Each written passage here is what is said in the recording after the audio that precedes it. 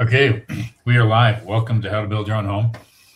Again, every Thursday from 5 to 6 p.m. Mountain Standard Time. We do a live chat. We take questions and all that. We've got a great guest today, and I've got questions from students that have come in. Again, if you watch this live chat later on during the week, which is what a lot of people do, if you have a question, just go to How to Build Your Own Home, contact the instructor. You can leave a question there and we will be able to answer that question. And I promise people that those who can't um, be at the live chat, that I'll answer those questions first. So let's go with one question real quick, and then we're going to go with my guest here. The first question is we've spoken to you before and purchased your course. Hope you're having a wonderful day. Wanted to reach out to you and see if you have a list of banks in Los Angeles County that does construction to perm loans, owner, builder, no contract. Really, really, really good question. So I answer that. Go to the self-managed course, go to the download section, and actually it's in the first steps course. How do I get funded? It's that course, the module that is labeled how do I get funded? How do I get a loan? Inside that module, there's a download sheet, and that sheet will give you a list that we've been collecting over the years of resources to get loans from. There is a company in California that lends specifically to owner builders and only if you're a resident in California. I forget the name, but it's in that list. First steps course, how do I get funded? It's in that module. So go there and you'll be able to find some other resources. And if anyone out there knows of a resource that I can check out, find out, look into them, then I can add them to the list. But there's quite a few there that you can check out. But I do believe there's some trying to work to be national lenders for owner builders. I know it's a hot topic, and there probably might be one of those down the road. But for now, they're regionally based. So check out those sources for lending. Okay. I might have another question if I can find it. I did print it up here. If I do, I can interrupt later on and do that. But we have a guest today. His name is James Truax, like a true axe. You're throwing an axe true and straight. And he's been in the solar, and now he's also in the water industry, where he talks about and helps people with better water, better health, and also if you have any questions related to solar, this guy is the guy to ask those questions. So I'm going to turn some time over to James real quick here, and because he has some things he wants to go over, because water softening is not the thing you want to consider. You might want to consider something else, and he's going to introduce you to that, and then we'll take some questions afterwards. So go ahead, James. You got the floor. Well, thank you very much. Thanks, Keith. I appreciate being invited on here, and I'm really passionate about water for a number of reasons, primarily because it's going to become one of the scarcest and probably the most sought after commodity in the future. And I've been involved in solar for the last 13 or so years. And I feel like it was filling a very important niche within the renewable community and sustaining and also allowing us to move to a sustainable future. And I've really enjoyed solar, but I felt like as we're rolling into a time where all the resources are being controlled by other sources, that water might be even more important than energy or any other single resource that we could have out there. And as I started investigating water in general and water treatment, almost all of the water treatment is the same. It's pretty standard water softener and a water filter, neither of which provide you with the whole home water, pure water that you would want to give your family or take a bath in or certainly ingest. So now I have the opportunity to introduce a technology that's relatively new to the residential space. It's under the brand Hydrolux, but it's brought by a a technology called O3 Science that has been around for about 20 years or so, primarily in the larger industrial space and municipal water space, and also in agriculture, and it just hasn't been available to the residential. So let's get into it. If you can go to the next slide, or can I advance these? Perfect.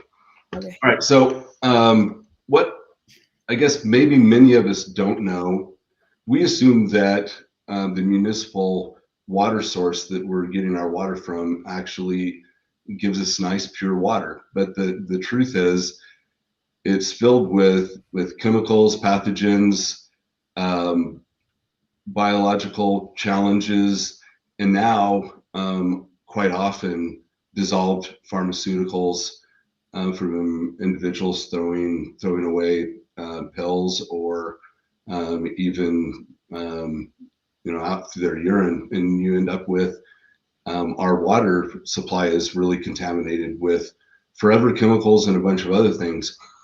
Additionally, hard water, most of us are aware that it damages our appliances. It gets all over everything. It makes it harder to clean, makes our skin feel kind of scaly. And we want to try and get rid of that.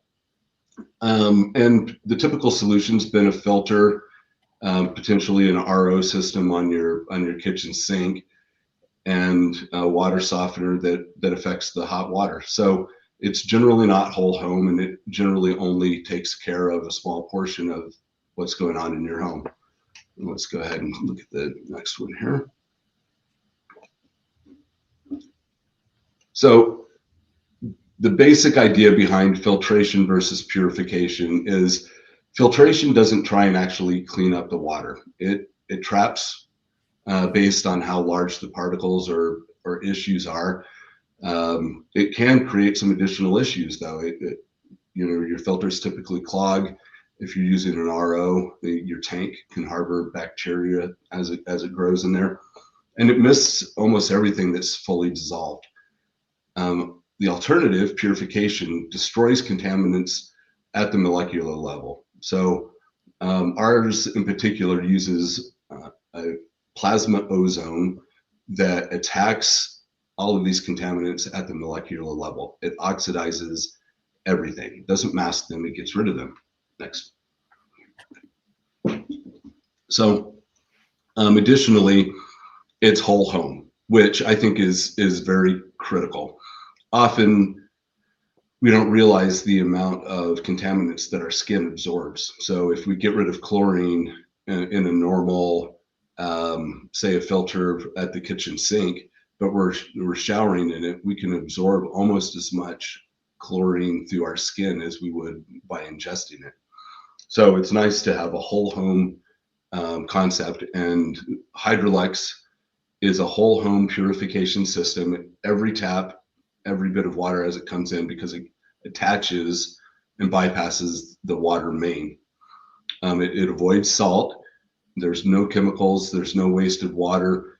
In our current solutions with both salt, softening, and RO, it wastes a ton of water, which is critically important to the southwest part of the U.S., where we have a lot of desert, and water conservation is increasingly important. And it uses a patented technology. As I stated, it's not new, but it is new to the residential space. Go ahead, next. What we probably aren't familiar with is that ozone is how nature purifies pretty much everything. The nice smell that we get from a mountain stream, or during a lightning storm, is ozone doing its job, which in nature is to purify and to clean. It's extremely strong, 3,500 times stronger than chlorine, and it destroys everything: bacteria, viral chemicals, forever chemicals, pretty much anything. And it's safe. It's a different version of oxygen pure oxygen that we breathe is O2. So it's a little bit of a different chemical makeup, but it breaks down into pure oxygen that we need anyway, and it leaves no chemical residue in the water. Next. So how our system works is we have a very strong patented cell that creates plasma ozone and is injected into pressurized water. Now, where this is important and totally different than any other system that's out there is there are some implementations of ozone, but it's generally superficial, meaning it creates ozone gas. It's applied to the surface of water or to a different surface, or maybe even in your air. And it doesn't purify everything because it's generally superficial. And there are also some potential challenges with that much gas as it kind of goes off into the atmosphere if you're breathing it.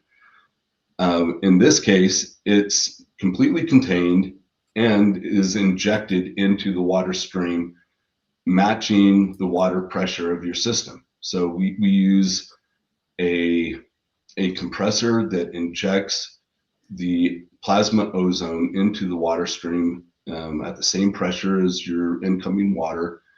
And what that does is it allows for a very large amount of ozone to mix with the water over an extended period of time until everything is cleaned.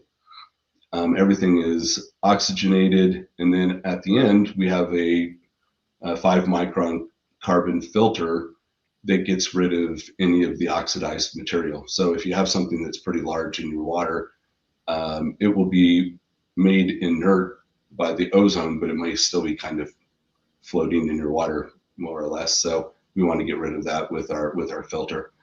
And what it delivers to the faucet is a very hyper oxygenated, oxygen-rich water that is at the right pH balance, has all of the minerals intact, so you don't have to add electrolytes, and it tastes great, and it's completely pure. Next slide, please. So that takes care of the purity. What's interesting is that this system also produces soft water without salt, because ozone destroys the biofilm or the bacterial or other biologics that would allow for the minerals to actually stick inside your pipes or inside your appliances. So scale doesn't build up, and in fact it actually clears out your pipes or clears out your appliances over time, just by running the ozonated and highly oxygenated water through it.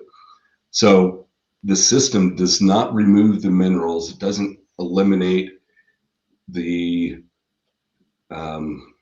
calcium, the magnesium, the potassium that you would need, that your body needs from an electrolyte standpoint, but it does chelate them. It makes them more bioavailable, and by removing all of the biologics, those no longer stick to your pipes, so you don't get any scale buildup. It's easy to clean, etc. So you get the experience, you feel soft water, but you don't have any of the added salt or the other challenges of current water softeners. Next. So similar to other softening technologies, you get better lather with less soap, ultimately resulting in softer skin, healthier hair, the spot-free dishes that everybody wants. The purification gets rid of the chlorine, smell, or taste, and you have a really high concentration of nano oxygen in your water. So when it comes out, it's actually cloudy and over time becomes white, but the clouds are suspended oxygen in your water, and it's very good for your body from a health standpoint because it's active. It's intended to be more what nature would create from a water going in a stream or more of a natural source. Next, please. So I don't know how easy it is to see this, and we can provide this to individuals that are interested in getting a little bit more down into the Hydrolux system and what's currently available. But I think we've talked about most of these. What we haven't talked about is potentially the whys behind water waste and what's currently available. Reverse osmosis, by the way the technology works, there's a lot of wastewater created as it forces the water through smaller and smaller filtration. Inefficient systems could waste up to 5 gallons to produce 1 gallon. On average, it's about 3. So there's a lot of wastewater produced as you're creating drinkable RO. And with soft water, there's a certain amount of waste as well as it cleans out the brine. And that salty waste product is also very toxic and not particularly good for the water system. Additionally, we talked about the pH of Hydrolux water because it leaves the minerals in there, and because of the oxygenation. What we didn't talk about is that reverse osmosis is generally very acidic. And I don't know, at my age, I notice if I go and pick up a water bottle from Walmart, and just the purified water bottle that they sell at the store, if I drink very much of that, I actually get heartburn. I will get the same from a reverse osmosis system because that water is actually at an acidic pH. So this gives a nice side by side on why ozone technology and purification is really a significantly better option than what's available right now. And additionally, I did put down at the bottom, one Hydrolux system treats the whole home, and it replaces any of the multiple devices that you would typically have, both your water softener and reverse osmosis, as well as any additional filtration. So the one single system replaces everything and covers the whole home. Next, please. A couple of added benefits, I think, from an ongoing sustainability and cost standpoint. Hydrolux has a limited lifetime warranty. The machine itself lasts for a lifetime, is intended to last for a lifetime. There are a couple of consumables, relatively inexpensive. One is the cell that produces the plasma ozone. Depending on the use in your home, it could last 3-5 years, somewhere in that, maybe 10. And the carbon filter at the end would need to be replaced annually or every couple of years. But other than that, it's stainless steel, no plastics, intended also to not have any microplastics or any problems with seeping other things into your water supply. So it's all stainless steel, intended to last for your entire home life, and no salt, no filters to replace, very minimal maintenance as we just described, and additionally you get all of the benefits of extending the lifespan of your appliances, reducing energy, reducing the amount of soap that you would need, as well as no toxic discharge from the salt systems or from the RO.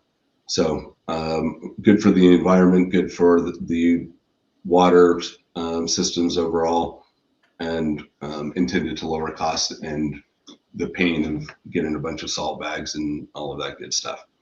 Next slide, please.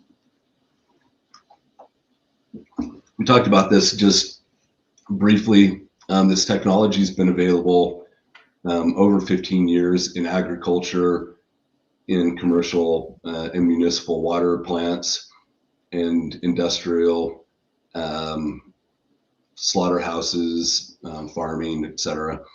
NASA uses it. A number of municipalities use it on large scale.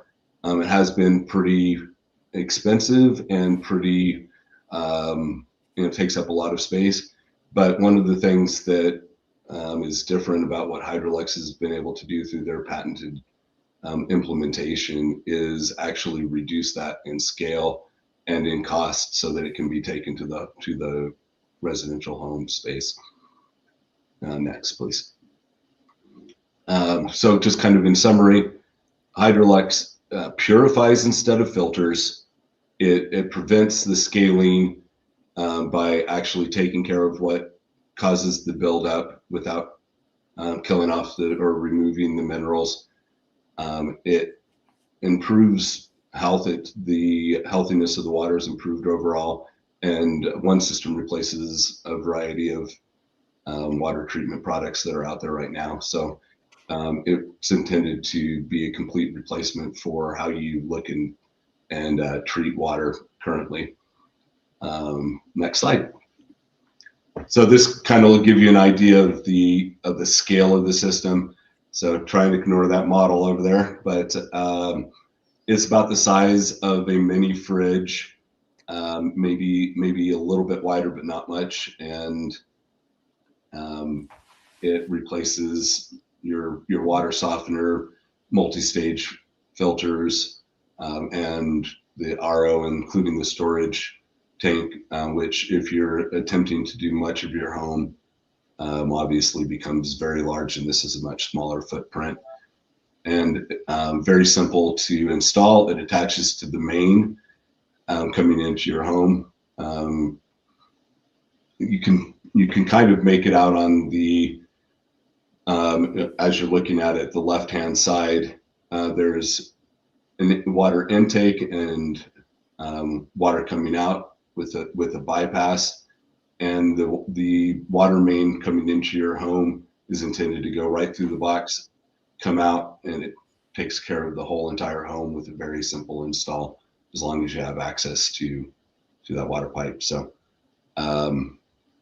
that's everything that I have from an introductory standpoint. I'd love to answer any additional questions or Let me ask you a couple of questions, and we'll jump into, because I know there's some students asking quite a few questions on this, plus some other ones. Yeah. It's not a filter, but does it take out some lead and arsenic and stuff like that? How do you deal with those products? It absolutely does. So it will actually neutralize heavy metals. So it oxidizes everything. So if the water coming in has microplastics, heavy metals, lead, any viral or biological or any even completely diluted and completely dissolved contaminants in the water, it will clean and oxidize everything. Now, the reason that we do the filter on the back end is if you have a decent sized piece of something coming in, it will be oxidized, rendered inert, but it could still leave a particle that is large enough that you would want to filter that out on the back end. It also ensures that any residual ozone is converted to O2, converted to oxygen through that filter. So it serves both purposes. But the ozonation process itself should render inert any of that other material, including, for southern Utah, what's really important is arsenic. Our natural water supply has a great deal of arsenic. And if you go and look at St. George, for instance, is almost exceeding the allowable legal limit. So about 2,400 times more than what's recommended. So a great deal of arsenic in our water, and that's throughout Utah. And it will break that down into an inert substance that doesn't harm us. Okay, what I understand about this whole process is I've raised koi, and I have like over 100 koi, and some are like that, and some are even bigger than that, in a tank that's about 2,400 gallons of tank. So I've got 100 fish in there, all right, doing their thing, eating and pooping and eating and pooping. And because of the bead filter I have, it's strictly oxygenation over the beads, which helps break down the nitrification process of that bacteria. And so what this is doing, if I'm correct, is doing that on a high level, because ozone has a really powerful effect. It's like pure oxygen, if I'm correct, and Correct. it's just super attacking that molecule or that impurity. And then you've heard of the phrase oxidation, and oxidation is the decay, natural decay of biology and other things. And oxidization happens on your car. It happens on just about everything. That oxygen has that superpower to just break down just about anything, if I'm correct. Correct. Yes. So it is that combination of the hyperoxygenation also has a purifying effect, but the ozone itself will react with anything and everything within the water, and it will Do you it do will any UV light oxidize with that? No. Excuse me. I'm sorry. I was talking You do over you. that with you add UV light to it as well, or no? No need to. No. Okay. And the reason is that because this is injected into the water stream, we inject a really high level of ozone into the water stream, and then there's actually 20 feet of pipe in the bottom of that device, in the bottom of that box, where the water is circulated with the ozone until it is completely and thoroughly has plenty of time for everything within that water stream to Oh, okay. have all of the ozone just circulated over and over, and as well as to give it time to break down into oxygen. So virtually all of the Okay. ozone is on anyway. If it did make it through, it's filtered out and completely converted over into oxygen with that carbon filter. But that extra time that the water circulates with that injected ozone in there has enough time to break down or oxidize all of the material that could potentially be in your water.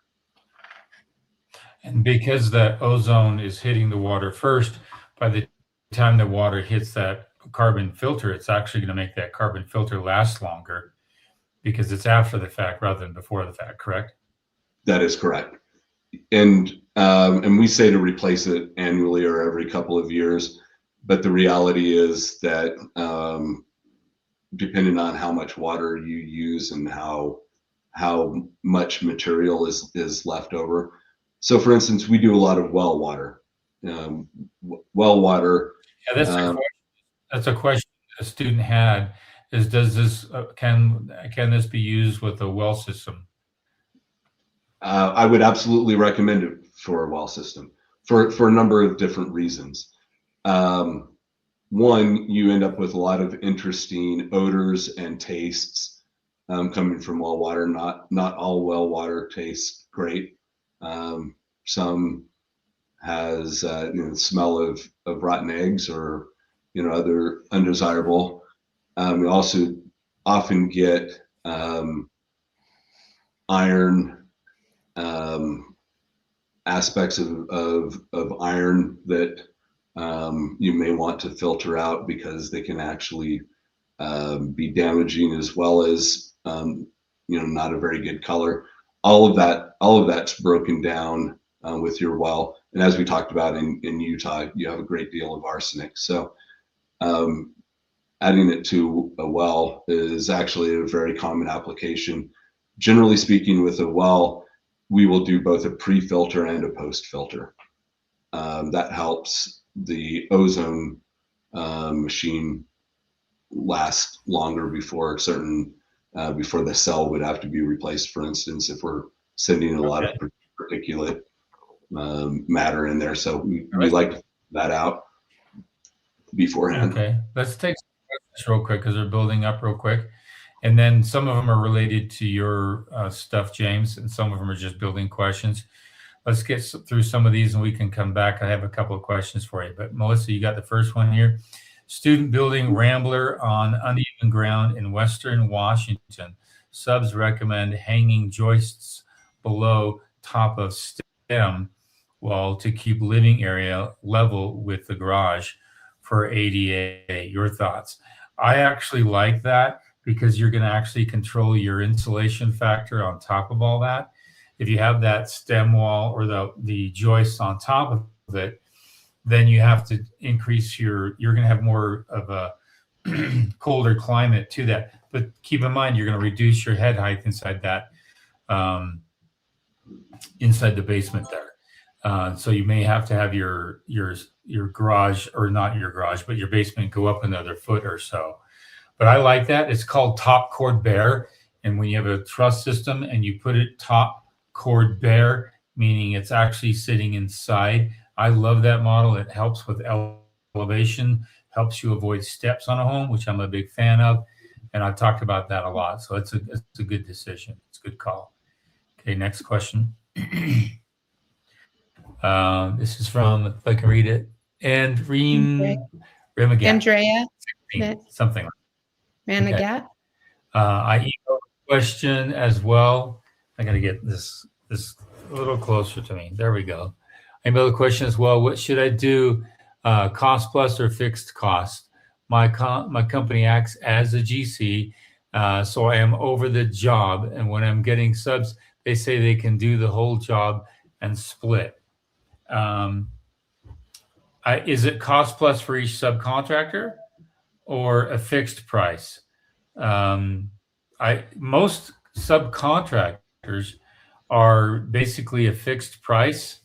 Some might go cost plus, but that's kind of unsettling for a subcontractor because you don't know what the plus is. That could be, for me, a cost plus builder is I would charge a certain percentage on all the costs that come in. But as a subcontractor, it's unsettling because you don't want to go that route. They would say cost, but then their labor is a plus that you don't know what that could be. And so it's a blind spot. But it's not a blind spot if it's the GC, but it is a blind spot if it's a subcontractor. I would go with the fixed cost on a subcontractor. And if there's any hit, and they should have exclusions and inclusions. I don't do hammering out. I don't do this, and I don't jackhammer, stuff like that. They would exclude those things, which is natural.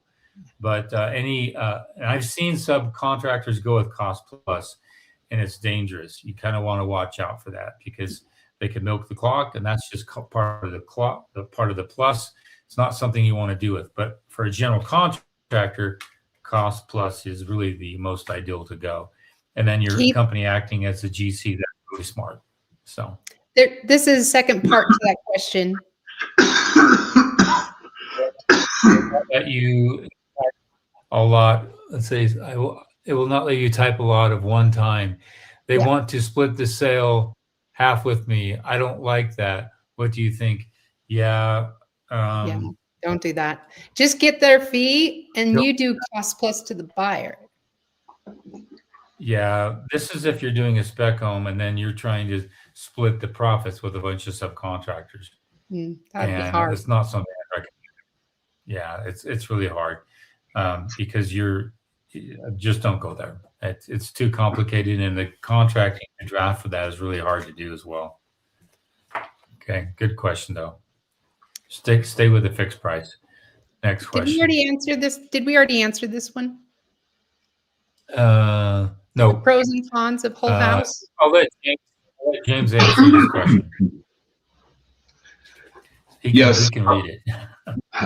Whole house filtration is a much better option than the standard separation, and certainly versus under the counter. Here are the challenges with I guess each option, and also versus what we were just talking about with purification. Filtration rarely, other than reverse osmosis, will get rid of dissolved contaminants.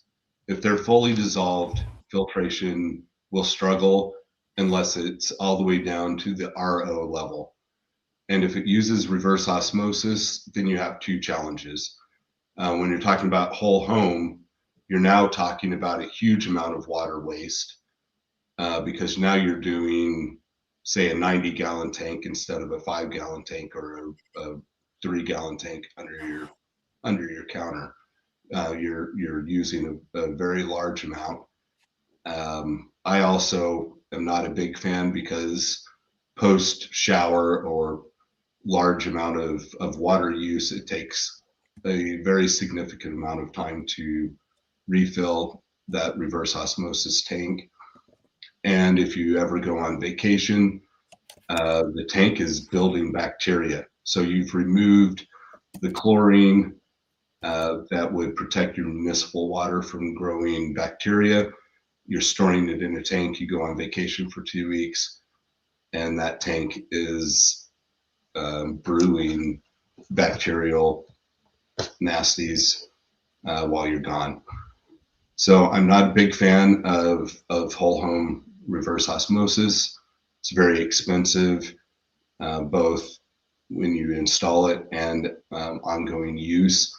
And for the reasons that I just described, it wastes a lot of water.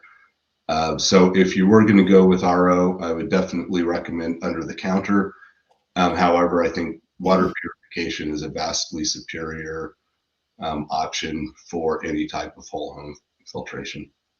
And what I've noticed All right, too thanks. is that appliances last longer and everything like that. Here's another one. What's a cost for like a 3,500 square foot 4-bedroom? Are we talking about? I think that's on your side. No, she's been asking questions about the water shop. There's a couple people asking, like, what is the cost of a system for? What's the general cost? So it certainly would depend on water usage, but almost all homes are going to fit within our standard footprint. The system retails for $14,995.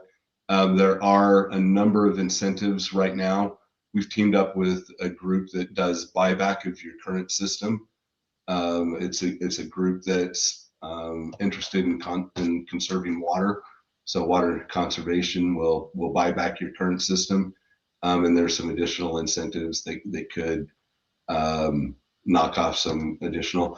It's certainly not the least expensive option out there, but it's by far the most effective, and it's a similar price point to all of the whole home options. Okay. Whole home options are unfortunately pricey. So also, like, does it affect the water pressure? Not at all. It's designed to work on a 3/4 inch pipe, or 1 inch pipe, or even a 2 inch pipe. So our standard box comes with 1 inch piping and does not affect water pressure at all. It does not increase water pressure though either. So the second part of that, where it asks if it maintains what is coming in, yes, it does not change water pressure at all.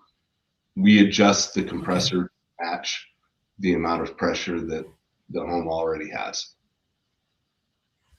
And then another one she asked, can you get the filtration system in North Carolina? She's on a well and a septic. Yes, we actually have a team in North Carolina. We can absolutely help. Okay. I'm just checking. As a side note, in certain areas, it's actually illegal or against city allowances to put a water softener on a septic system. It will ruin the bacteria that allows your septic to actually work. You should not discharge a salt system into your septic.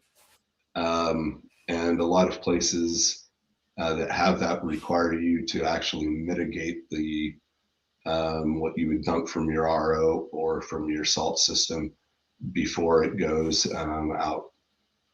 So this is one of the few systems that will work on a septic and is actually good for a septic as well as a well. And then somebody else Okay. was asking, they're thinking of installing a whole home 3-stage system, not a softener. Should I not do that? 3-stage system is better than nothing. Still not as good as purification for the reasons that we talked about above. Ultimately, an RO system, for instance, is just essentially a 5-stage system. The 3-stage system is going to get ever decreasingly small in the size micron filter of what we're eliminating from the water. But if we go all the way down to the super small of an RO system, again, you're wasting a lot of water and it takes a lot of time to fill up your storage tank, which can then get bacteria, or you're using not so small of filters so that it can go through the whole home. And the 3-stage is going to eliminate the big stuff. It will not eliminate anything that's dissolved, and potentially anything that's as small as whatever your last filter. So again, dissolved pharmaceuticals, small viruses, that type of thing are going to get through a 3-stage filter, and they would not with a purification system. Okay, next one. Yeah, Andrea, she said she had another question. You answered hers at the first, but she had another one, but I'm not sure if she put it in the chat. So it was in the email. I didn't, let me see You here. didn't print it off. Yeah, I don't know where. Yeah, I looked for that one. I couldn't. Okay, I'm couldn't hoping find she'll chat back in there. Okay. And the filtration system can be put in at any time. It doesn't have to be put in right at the beginning with plumbing and building. The filtration or purification. If you're talking about the Hydrolux system, anytime that we can get to the water main, it can be installed. It's a very simple install. Okay. From a plumbing standpoint, all it is a bypass of the water main, run it through the box and back into the water main. So very simple install. Obviously, you have everything available when you're building, so you can maybe hide the box or place it somewhere. You would have more options there, but it's generally a very easy install and it's relatively small footprint. And it probably Okay, fits I in found where that they could put a softener in. Yes. Okay. Okay, I Yes. found that question from Andrea. Did you find I it? hope all this. Yeah, I found it here. These are Okay. questions the insurance company is asking me. I am in the process of obtaining my general liability insurance and workman comp insurance before I start this project. Estimated subcontractor costs. That's the number one question that a lot of insurance companies will ask, meaning how much of the work is going to be subcontracted out? Is it 80%, 90%, 75%. So that's an estimated subcontractor cost. So if your budget is 450,000, it could be 365,000 that you're estimating what those subcontractors are going to do for the home. That's going to be factored into your insurance. And then also, I have a qualifier for my company, but I am the owner superintendent on the job site. When it is time to request the inspection, does the actual person who is my qualifier have to be on site? No. If you're pulling the permit, you can pull the permit as an owner builder. But if you're getting the loan through a bank, that's a different story. The bank will actually ask that the qualifier either be on site or you be on site. But those are two different entities, banking and local permitting office. You are the one going to be managing all the permitting if you are the owner builder or even the GC. But with a bank, it's a little different. Okay. And lastly, I'm in North Carolina. I do not understand how the whole qualifier situation works. Can you explain it in layman terms? When I call the board, which I have several times, they are not nice and not trying to explain it on my level. I do know it is my company name that I use, and all the time, even when I put the bids in my name. The best way I can explain that, qualifiers is somebody who is your mentor per se. They come on and say, I'm a licensed general contractor. I will help qualify this person to eventually be a general contractor. And some states, in order to make that a just situation, require that the qualifier own 20%, 15%, or some amount of that person's business. When I first became a GC, my qualifier had to own 20% of my company. We had a good agreement. He says, Keith, I'm not going to hold you to it. Just put it on paper, give it to the state. They'll be okay. After I got all my other qualifying factors done, years of experience, W-2s, my liability and testing and all that done, I eventually released him. He signed a quick release of any ownership of my company, and that was on my own. So they are qualifiers, meaning they're helping you become a fully qualified general contractor. So I hope that answers your question for you. So that was from Andrea. I'm glad. Thank you, honey, for reminding me. I did find her email and I answered her questions for you. Let's go to the next one here. That's all we have right now. Okay. I have another question for James. So they've just started putting this out into the residential market, correct? Well, for the most part, yes.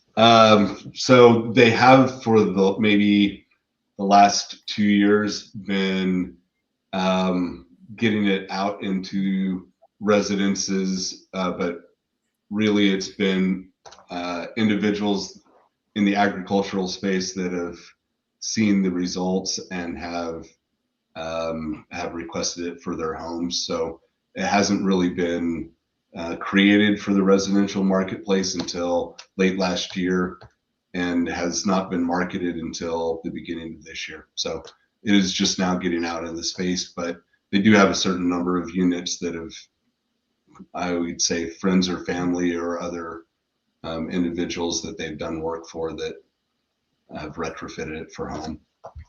I wonder how this would work with aquaculture and even hydroponics, because a lot of that use is really gets filled up with toxins pretty quick. And I can tell you, I guess, really, really briefly. We are right now doing some work for the state water board, and they have requested some of the results of our hydroponics and also just large-scale agricultural. The documented results are a 10% decrease in agricultural water use with a 25% increase in yield. From a hydroponic standpoint, we've been able to produce from a 40-foot container that's set up with lighting and automatic rotation of the trays. They yield about 55 acres worth of production out of a 40 foot container retrofitted with ozone. So Okay. No, results I pretty appreciate dramatic. So I would suspect that this technology, if it got going, and it started getting into more and more homes, the technology would typically improve or get tweaked here and there, but the economy of scale would kick in. So I would suspect that the price of these units could actually drop. I've seen that happen a lot, especially with new technology. Do you see that happening in the near year or two? I certainly hope so. I hope it get. My expectation and my hope is that it gets mass adoption. In an overall comparison, if I haven't been clear enough, this is a game changing technology that should absolutely render the other methods obsolete, both from a water waste standpoint and what it does for our water systems, but also from our overall health standpoint. The improvement in water quality should pretty much eliminate the need and the desire to use any of the other current residential water treatment methods. And I hope as it gets that kind of recognition that the costs go down dramatically and that there's wholesale adoption of the technology. That's my expectation. Okay. Well, we Have need to visit again in a oh, year. That'd be great. Let's take some other questions here. so this one's Keith, good. I need to. I've already read it, so I'll read it out. Hi, Keith. I need to have someone check in my attic to see if any insulation has fallen down into the eaves area where the baffles are. Who would I call to do this? Not HVAC. I called, not a roofer. You can call a home inspection person to see if they'll do that. But I doubt that if any insulation has fallen back in there, unless for some reason your attic is not getting any ventilation. So if you feel like your attic is not getting any ventilation, then it's possible. But that would have to be on all of the baffles. Even if one one or two baffles are working, that should be sufficient ventilation up into the attic. But they would need a camera because that baffle is almost 4 feet long. And so you'd have to get a camera down there just to look all the way down the baffle just to see if there's nothing stuck in there. But a home inspector could be able to do that for you. Mhm. Somebody with a camera. Yeah, Okay. they have a FLIR camera that can see where the spots are. Here's one more for James. There you go. I'll let James read that one. James, you mentioned commercial and industrial use. Is it possible to use this system on an entire town water system that is having problems with contamination and going through EPA mandated chlorination? Yes. In fact, we are filling some RFPs right now for entire municipalities. And not only is it possible, but it actually is in use by a few municipalities already. And I think it's a significantly better option than mandated chlorination. And as recycled water becomes more and more of a thing, so toilet to tap, if you're familiar with that, California is using it. A lot of Utah has now allowed it and approved it. I would highly recommend ozonation as a treatment because the other options do not eliminate things like dissolved pharmaceuticals. So you have the drugs, you also have hormones, neither of which do standard water treatment things eliminate. So as you're recycling water. You have all of the dangers associated with recycled pharmaceuticals that are not currently being tested or measured for in your water. Okay. All right. Let's any other questions here? Oh, just Brady says he's going to pass it along to his town in Wyoming. That would be cool. I would love to take care of it, Brady. Yeah, that would be awesome. It could even help with gray water reclamation. And Blackwater is a different story, but it can still do both of them. But there's more water conservation with gray water reclamation than Blackwater. If people don't know the difference, gray water is the soap in your sink, all that kind of stuff. Blackwater is from the toilets. Okay, and so it would be nice if homes were plumbed separately for each. And there's a lot of movement to push for that. And there's some developments that have actually gone that route. One of the biggest issues if you're in a flatter area like Mississippi, some flats of Texas, and the panhandle of Florida, your water table is so high that there's a lot of split in that conservation. Gray water is piped in one direction and black water is pumped in another direction because they can reclaim one easier than they can reclaim the other one. So just something to think about.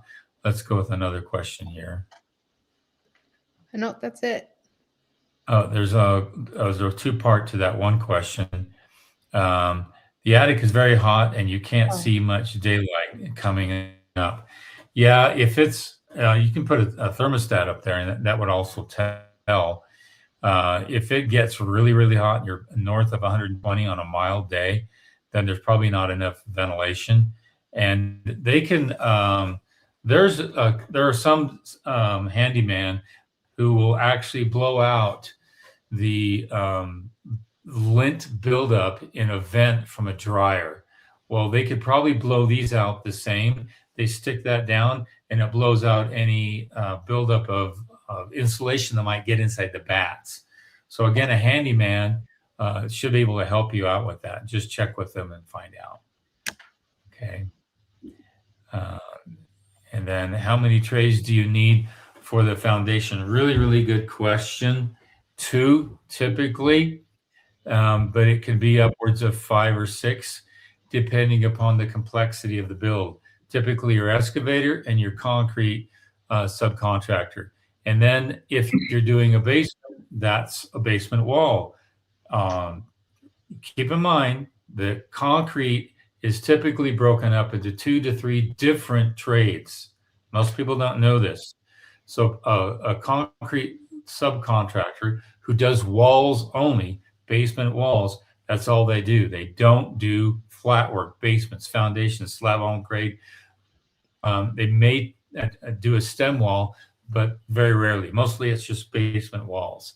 Then a foundation subcontractor, they'll do the footings, and then the wall subcontractor will come put their walls on it and pour their walls on it. So again, depending upon the design of the home, it could be 2 different contractors on the concrete side and then 1 excavator to do all the dirt work and whatnot.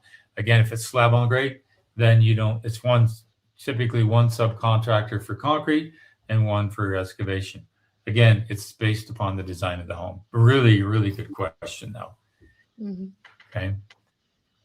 Any others here? Okay. Just in time. That's it.